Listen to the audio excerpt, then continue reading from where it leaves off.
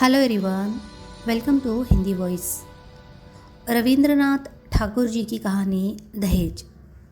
अब निरुपमा के विवाह की बात चल रही है। उसके पिता राम सुंदर मित्र ने बड़ी खोज की, लेकिन मनपसंद वर कैसे भी नहीं मिला। अंत में एक बड़े राय बहादुर के घर के इकलौते लड़के को खोज निकाला। उक्त राय बहादुर के पैतृक जमीन जायदाद बहुत कम रह गई है, पर घर तो खानदानी ही था ना। वर पक्ष ने दहेज में 10,000 की रकम और अनेक प्रकार की दान सामग्री की मांग की।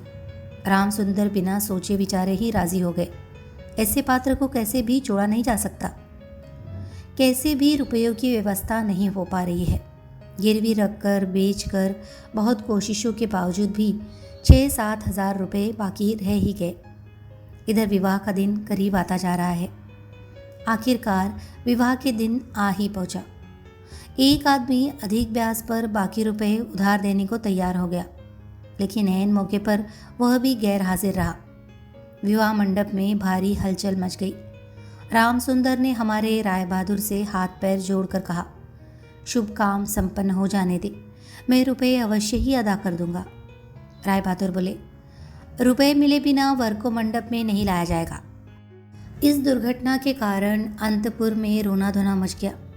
इस बड़ी विपत्ति का जो मूल कारण है, वो विवाह की लाल चोली साड़ी पहने, गहना पहने, माथे पर चंदन चुपड़े चुप बैठी है।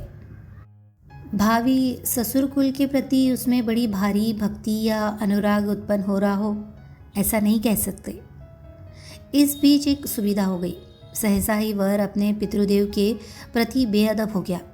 पिता से कह बैठा, खरीद फरोख्त मोल भाव की बात मैं नहीं समझता। विवाह करने आया हूँ, विवाह करके ही लौटूंगा। पिता ने जिस किसी को सामने पाया, दसी से बोले, देख रहे हैं ना आजकल के लड़कों का आचरण। दो एक बुजुर्ग लोग थे।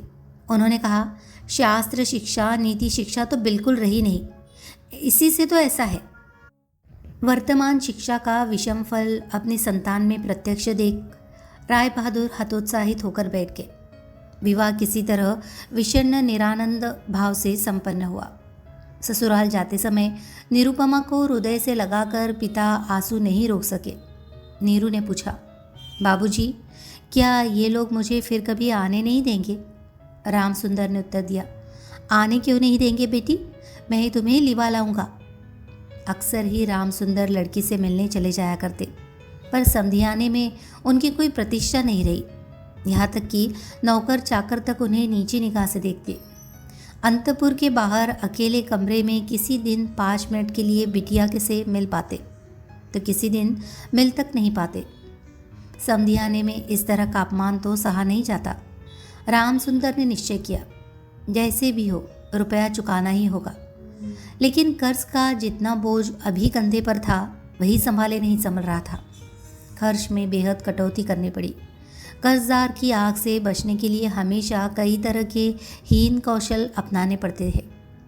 उधर ससुराल में उठते बैठते कन्या को उलाहने मिलते। पिता के घर की निंदा सुनकर कमरे का दरवाज़ा बंद कर आंसू बहाना उसका नित्य कर्म बन गया है। विशेष रूप से सास का आक्रोश किसी भी तरह कम नहीं होता। यदि कोई कहता, वाह कैसा रूप है, बहू का मुख देखकर आंखें जैसे शीतल हो जाती है, सास गरज उठती, हाँ बड़ी रूपवती है, जैसे घर की बेटी वैसा ही रूप रंग। यहाँ तक कि बहू के खाने पहनने तक की कोई परवाह नहीं करता। यदि कोई दयालु पड़ोसी किसी प्रकार की कोई कमी बताता तो सास उत्तर देती, इतना ही बहुत है। यानी कि बाप ने पूरे दाम दिए होते तो बेटी की भी पूरी सार संभाल होती। सभी ऐसा भाव प्रदर्शित करते जैसे बहू का इस घर पर कोई अधिकार नहीं, वह धोखा देकर घुसाई है। शायद कन्या के अनादर अपमान की ये सारी बातें कानों कान अंत में राम सुंदर तक पहुंची होगी। वे घर बार बेचने को प्रयत्न करने लगे, लेकिन लड़कों को बेघर करने जा रहे हैं, ये बात उनसे छिपाए रखी। उन्होंने निश्चय किया, घर बेचकर फिर उसी घर को किराए पर ले लेंगे। ऐसे कौशल से चलेंगे कि उनके मरते दम तक ये बात लड़के जान तक नहीं पाएंगे। लेकिन लड़के जान गए। सब आकर रोने चिल्लाने लगे, खासकर बड़े तीनों शादीशुदा लड़के, जिनमें से किसी किसी की संतानें भी है। उनकी असहमति बड़ी महत्वपूर्ण थी। घर की बिक्री स्थगित रही।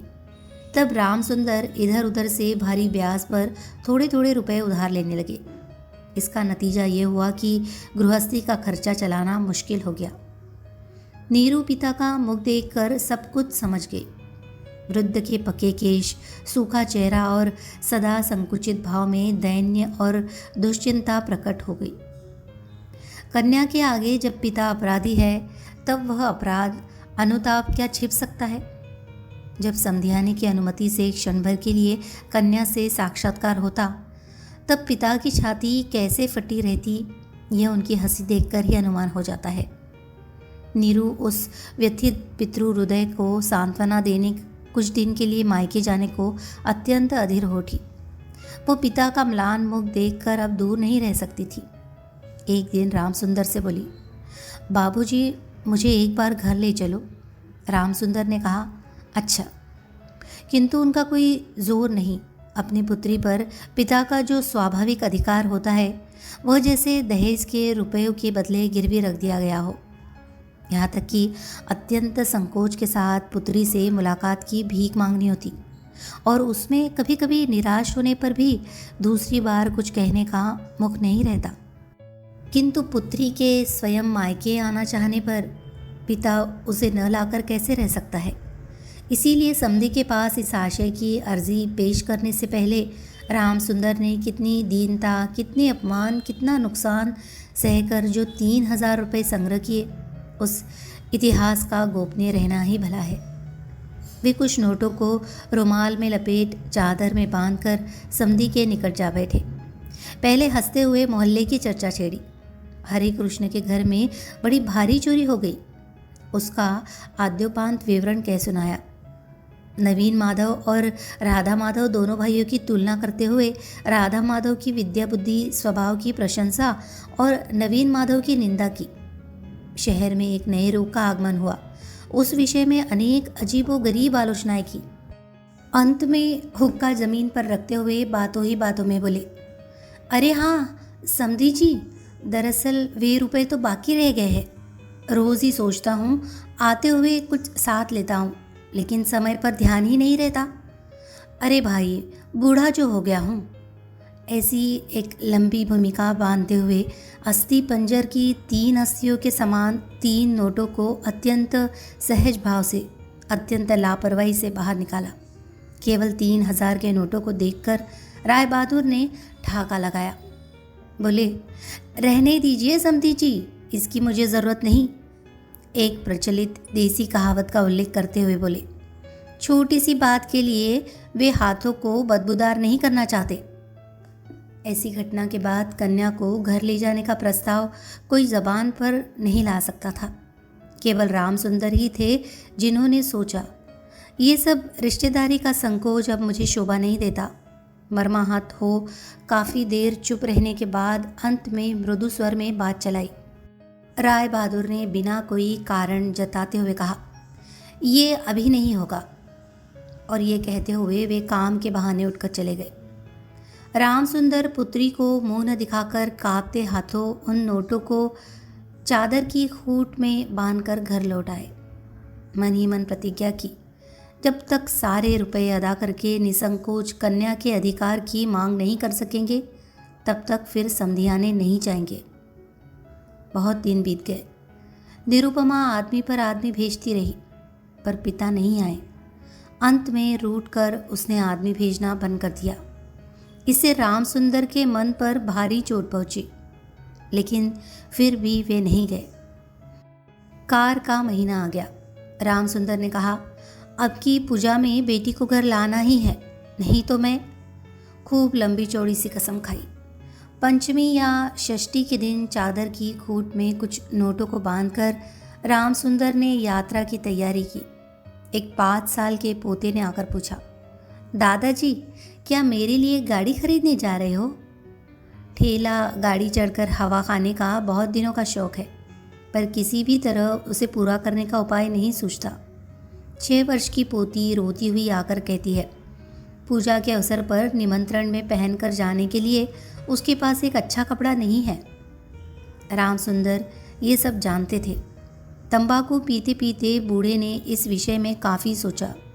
जब राय बहादुर के घर से पूजा का निमंत्रण आएगा तब उनकी बहुओं को अत्यंत मामूली गहनों के साथ अनुग्रह पात्र के समान वहाँ जाना होगा। इन सब बातों को सोचकर उन्होंने बड़ी गहरी सांस भरी, लेकिन इससे उनके भाग्य की वार्धक्य रेखा के अधिक गहरे अंकित होने के सिवाय और कोई फल नहीं मिला। दैन्य पीड़ित घर की क्रंदन ध्वनि को कानों में भरकर वृद्ध ने अपने समधी के घर में प्रवेश किया। आज उनमें वह संकोच का भाव नहीं। द्वार रक्षक और मृत्यु के मुंह की ओर भी वह चकित सलज्ज दृष्टिपात दूर हो गया, मानो उन्होंने अपने ही घर में प्रवेश किया हो। सुना राय बहादुर घर में नहीं है, कुछ देर प्रतीक्षा करनी होगी। मन के उच्छ्वास को न संभाल पा रामसुंदर ने कन्या के साथ मुलाकात की। आनंद अतिरेक से दोनों नेत्रों से आंसू बह चले। पिता भी रो रहे हैं, कन्या भी रो रही है। दोनों में से कोई भी बोल नहीं पा रहा है। ऐसे ही कुछ समय बीत गया। फिर रामसुंदर ने कहा, बेटी अब की तुझे ले जाऊंगा, अब कहीं कोई रुकावट नहीं। इसी समय रामसुंदर के बड़े लड़के हरमोहन ने अपने दोनों छोटे बच्चों के साथ सहसा कमरे में प्रवेश किया। वे पिता से बोले, बाबूजी, तो फिर आपने हम लोगों को रास्ते पर बिठा दिया।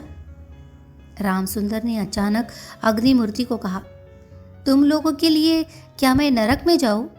तुम लोग मुझे मेरे सत्य की रक्षा नहीं करने दोगे? रामसुंदर घर बेच बैठे हैं। लड़के कैसे भी कुछ न जान पाए। इसके लिए अनेक उपाय किए, फिर भी वे जान गए हैं। जानकर उनके प्रति अचानक रुष्ट और असंतुष्ट हो उठे। उनका पोता उनके घुटनों से यथाशक्ति लिपट मुंह उठाकर बोला, दादाजी, मुझे गाड़ी नहीं खरीदी।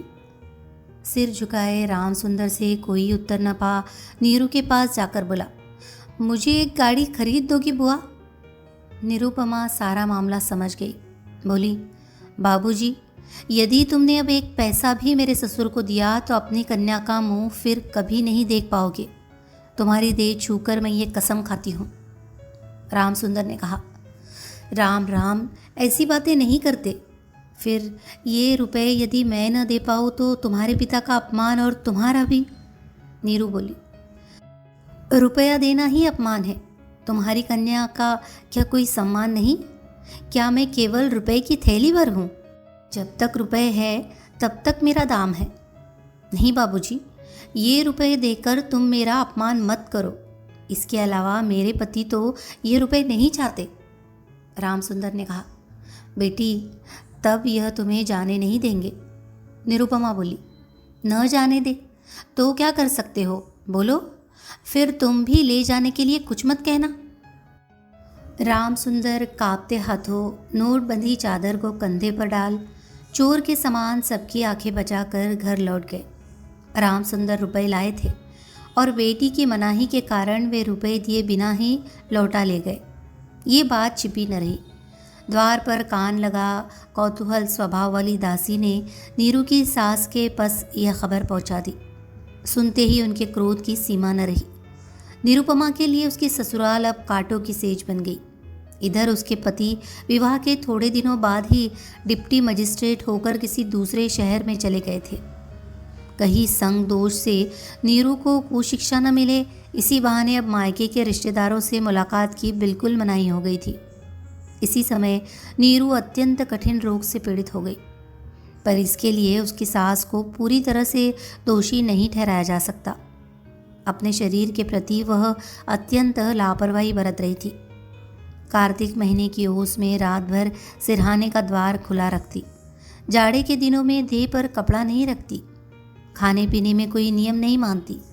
दासियाँ जब अक्सर भोजन लाना भूल जाती तब एक बार भी मुंह खोलकर उन्हें स्मरण नहीं दिलाती। वह पराए घर में दास दासी की तरह स्वामी स्वामिनी के अनुग्रह पर निर्भर हो रही है। ये संस्कार उसके मन में बद्धमूल हो रहा था। लेकिन इस प्रकार का भाव भी सास को सह्य नहीं था।